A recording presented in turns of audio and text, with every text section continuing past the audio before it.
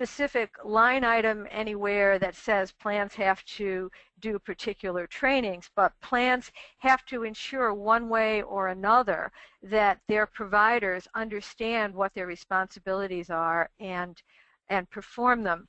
We have seen, I just saw the other day, one of the major plans had actually a very good two-page FAQ sheet for its providers in which it laid out their responsibilities and answered some of their questions about the implications of, about balance billing. And it was very good and simple, and presumably they get it out to all of their providers.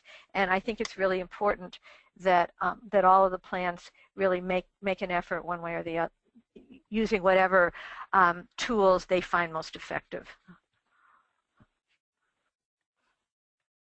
Okay, and another education type information question. There's been a lot of questions of how would a provider know that a QIMBY is a QIMBY, and also how would the QIMBY herself know that she's a QIMBY? Is there any identification or ways to tell the provider and to tell the individual that she's a QIMBY? My understanding is that varies a lot by state, but Ido, go ahead.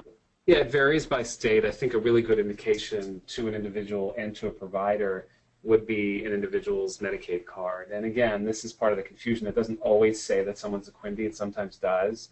But that would be a good place to start to determine if an individual is on Medicaid. And certainly the state Medicaid agency is a resource for that provider to determine what kind of Medicaid that individual has. And I think, too, it's harder in some states than others, because if your state has very low income requirements for being a full dual,